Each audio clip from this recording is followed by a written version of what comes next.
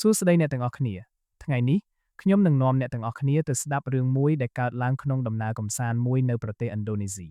វាជារឿងរបស់មនុស្សមួយក្រុមដែលគិតថាពួកគេគ្រាន់តែចង់រកកន្លែងស្នាក់នៅថោកៗដើម្បីសន្សំលុយទុកដើរលេងប៉ុន្តែពួកគេមិនបានដឹងទេថាផ្ទះដែលពួកគេជួលនោះមានអ្វីមួយកំពុងរង់ចាំពួកគេនៅពេលយប់ហើយអ្វីដែលគួរឲ្យខ្លាចបំផុតគឺយប់ដំបូងនៅក្នុងផ្ទះនោះមានមនុស្សម្នាក់ត្រូវអ្វីមួយមកលិទ្ធជើងប្រហែលជាជាង10ឆ្នាំមុនមានមិត្តភ័ក្តិមួយក្រុមបានសម្រេចចិត្តធ្វើដំណើរទៅប្រទេសឥណ្ឌូនេស៊ីពេលនោះពួកគេគ្រាន់តែចង់ទៅដើរលេងថតរូបនិងសម្រាកពីជីវិតប្រចាំថ្ងៃពេលទៅដល់ពួកគេបានរកកន្លែងស្នាក់នៅមួយតាមការណែនាំរបស់អ្នកស្រុកដំបូងពួកគេគិតថានឹងស្នាក់នៅកន្លែងទំនើបមួយប៉ុន្តែដោយសារមានការយល់ច្រឡំអំពីទីតាំង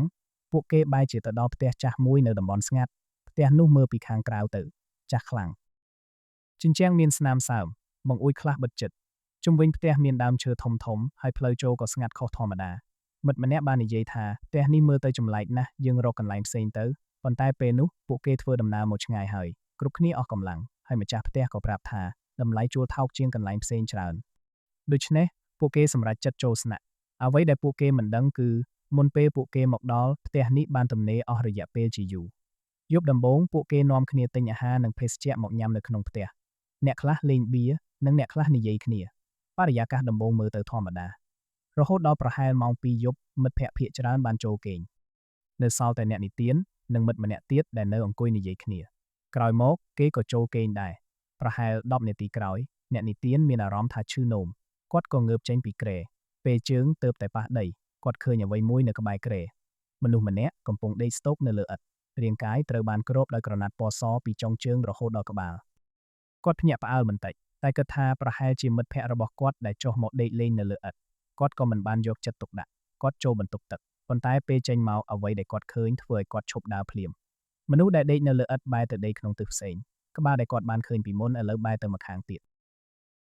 គាត់ចាប់ផ្ដើមមានអារម្មណ៍ថាមានអ្វីមួយមិនប្រក្រតីគាត់បើកភ្លើងភ្លឺឡើងប៉ុន្តែមនុស្សនោះបាត់ទៅហើយបាត់ដូចជាមិនដែលមានគាត់ឈរមើលកន្លែងនោះមួយសន្ទុះបន្ទាប់មកគាត់រត់ឡើងទៅលើគ្រែគាត់យកភួយគ្របខ្លួនព្យាយាមមិនគិតអ្វីព្យាយាមប្រាប់ខ្លួនឯងថាវាគ្រាន់តែជាការស្រមៃ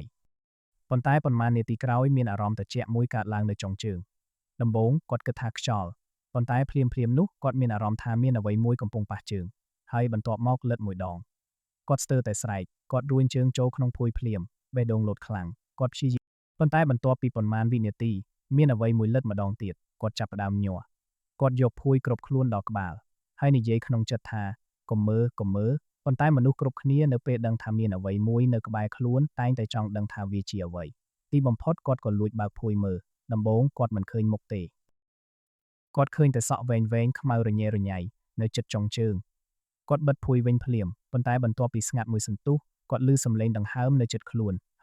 គាត់ចាប់ផ្ដើមសូត្រធម៌គាត់រំលឹកដល់គុណឪពុកម្ដាយនិងគុណគ្រូហើយព្យាយាមមិនបើកភួយទៀតប៉ុន្មាននាទីក្រោយគាត់មានអារម្មណ៍ថាភួយនៅលើខ្លួនកំពុងធ្ងន់ឡើងដូចជាមានមនុស្សម្នាក់កំពុងឡើងមកលើគ្រែគាត់ស្ទើរមិនហ៊ានដកដង្ហើមហើយភ្លាមគាត់មានអារម្មណ៍ថាមានអ្វីមួយកំពុងសង្កត់លើទ្រូងគាត់ព្យាយាមរើខ្លួនតែមិនអាចរើបានគាត់ព្យាយាមស្រែកសំឡេងមិនចេញហើយនៅពេលនោះគាត់បើកភួយបន្តិចអ្វីដែលគាត់ឃើញគឺជើងពីរនិងដៃពីរកំពុងតោងលើខ្លួនគាត់យឺតវត្ថុនោះក៏បែរក្បាលមកមុខស្ត្រីចាស់ម្នាក់លេចចេញពីក្រោមសក់វែងមុខស្លេកភ្នែកធំសក់ខ្មៅវែងរញ៉េរញ៉ៃហើយមុខនោះកំពុងខិតចូលមកជិតមុខគាត់ភ័យដល់ថ្នាក់ស្ទើរបាត់ស្មារតីគាត់លើកដៃរុញវាប៉ុន្តែដៃរបស់គាត់បែរជាទៅប៉ះសក់របស់វាសក់នោះត្រជាក់ហើយសើមដូចជាទើបតែចេញពីទឹកគាត់ស្រែកមួយយ៉ាងខ្លាំងហើយធាក់វាចេញប៊ុំមានសំឡេងដូចជាអ្វីមួយធ្លាក់ពីលើគ្រែគាត់ក៏លេចមើលគ្មានអ្វីប៉ុន្តែសំឡេងសើចរបស់ស្ត្រីម្នាក់ចាប់ផ្ដើមឮពីជ្រុងបន្ទប់ហេគាត់ស្រែកដាស់មិត្តភ័ក្តិប៉ុន្តែរឿងដែលគួរឲ្យខ្លាចជាងនេះគឺមិត្តភ័ក្តិរបស់គាត់មិនភ្ញាក់ទេគាត់ព្យាយាមដាស់ម្នាក់មិនភ្ញាក់ដាស់ម្នាក់ទៀតក៏មិនភ្ញាក់ដូចជាមនុស្សទាំងអស់កំពុងដេកលក់យ៉ាងជ្រៅបំផុតគាត់ភ័យរហូតដល់សម្រេចចិត្តរត់ចេញពីផ្ទះពេលគាត់បើកទ្វារមានសំឡេងគោះទ្វារពីខាងក្រៅកុកគាត់ឈប់បេះដូងស្ទើរផ្ទុះបន្ទាប់មកមានសំឡេងស្ត្រីម្នាក់និយាយថាកុំចេញគាត់ស្ងៀមហើយភ្លាមសំឡេងគោះទ្វារបានបាត់គាត់បើកទ្វាររត់ចេញនៅខាងក្រៅផ្ទះមានបុរសម្នាក់ដែលរស់នៅក្បែរនោះកំពុងឈរ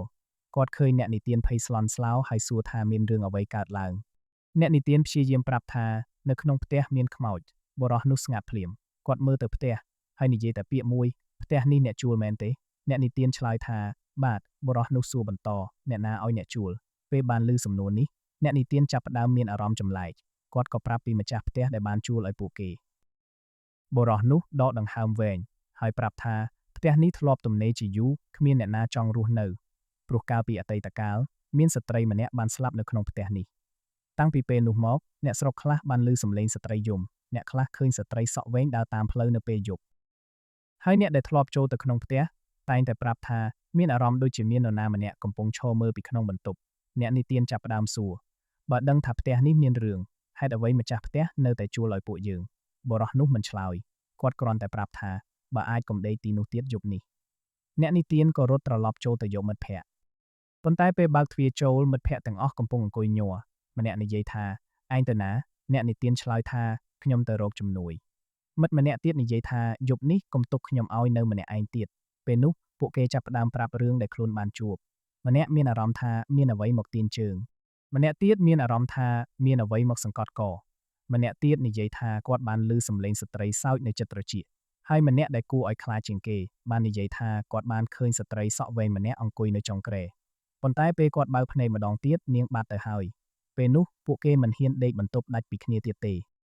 ពួកគេប្រមូលពូកនិងខ្នើយមកដេកជុំគ្នាម្នាក់សូត្រធម៌និងព្យាយាមរង់ចាំដល់ព្រឹកយប់នោះគ្មាននរណាហ៊ានបិទភ្លើងទេប្រហែលម៉ោង3ជាងមានសំឡេងជំហានដើរនៅលើដំបូល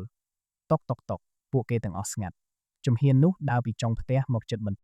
តុកហើយបន្ទាប់មកសំឡេងមនុស្សស្រីសើចឮពីខាងក្រៅបង្អួចគ្មាននរណាហ៊ានមើលពួកគេគ្រាន់តែអង្គុយជុំគ្នារហូតដល់ពន្លឺថ្ងៃចាប់ផ្ដើមរះព្រឹកឡើងពួកគេមិនបានគិតចង់ស្នាក់នៅទីនោះបន្តទៀតឡើយពួកគេប្រមូលអីវ៉ាន់ហើយចាកចេញពីផ្ទះភ្លាមមុនពេលចេញអ្នកនិទានបានសួរអ្នកស្រុកម្នាក់ទៀតអំពីប្រវត្តិផ្ទះគាត់បានប្រាប់ថាមិនមែនគ្រប់គ្នាដែលចូលផ្ទះនេះសុទ្ធតែឃើញអ្វីដូចគ្នាទេអ្នកខ្លះឮសំឡេងអ្នកខ្លះឃើញស្រមោលអ្នកខ្លះមានអារម្មណ៍ថាមានអ្វីប៉ះខ្លួនប៉ុន្តែមានរឿងមួយដែលមនុស្សជាច្រើនបាននិយាយដូចគ្នាបើផ្ទះនោះចង់ឲ្យអ្នកឃើញវាអ្នកនឹងឃើញវាហើយអ្នកនិទានក៏បានដឹងថាមូលហេតុដែលម្ចាស់ផ្ទះជួលក្នុងតម្លៃថោកខ្លាំងប្រហែលជាមិនមែនដោយសារផ្ទះចាស់ទេប៉ុន្តែដោយសារមិនសូវមានអ្នកណាហ៊ានស្នាក់នៅទីនោះរហូតមកដល់ថ្ងៃនេះគាត់នៅតែចងចាំយប់នោះបានច្បាស់ជាពិសេសអារម្មណ៍ត្រជាក់នៅចុងជើងនិងសក់វែងដែលគាត់បានប៉ះដោយដៃខ្លួនឯងហើយសំណួរមួយនៅតែជាប់ក្នុងចិត្តគាត់ប្រសិនបើខ្មោចនោះគ្រាន់តែចង់បន្លាចហេតុអ្វីបានជាវាមកលិតជើងគាត់ហើយបើគាត់មិនបានធាក់វាចេញនៅយប់នោះតើរឿងនឹងបញ្ចប់ត្រឹមការឃើញខ្មោចឬក៏គាត់នឹងមិនអាចចេញពីផ្ទះនោះបានទៀត